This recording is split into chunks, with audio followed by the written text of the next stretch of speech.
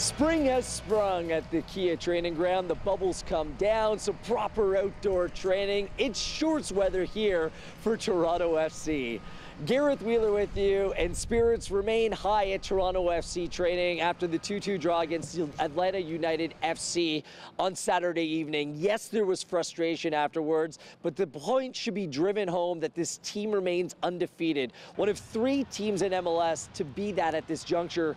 FC Dallas and Sporting Kansas City are the other 2. Toronto FC has never before now been undefeated through 5 games, and they've only conceded 4 goals, the fewest goals conceded at this juncture of any prior season in Toronto FC history. So things are good in Toronto FC coming off arguably their best game of the season. They should have buried 4 or 5 goals in the first half alone against Atlanta. They had 9 shots on target. Putting that in context, on the season they have 20 shots on target, so the team vastly improved from an attacking perspective. Some training news and notes. Justin Morrow, it was a maintenance day for him, did not train.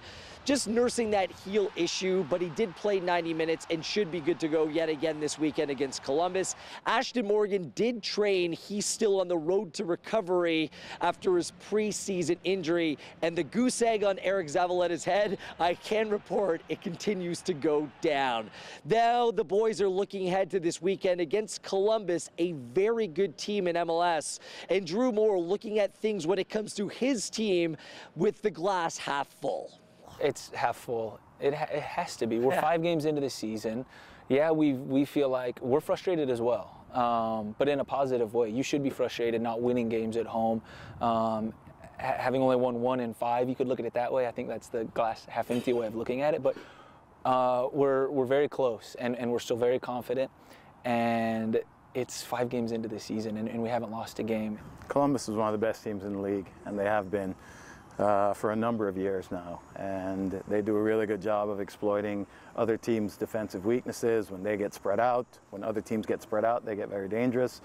So it's a group that we have to be aware of the things they do with the ball, and like I said, for us continuing to work at the things that we do well. The Columbus Crew have gotten off to a very good start to this season. First place in the Eastern Conference, despite last weekend's loss to the Chicago Fire. They played without Federico Higuain, Jonathan Mensah, and Harrison Alful. Now, Higuain has a slight ankle knock. Head coach of the Crew, Greg Berhalter, believes he will be good to go against TFC this Saturday.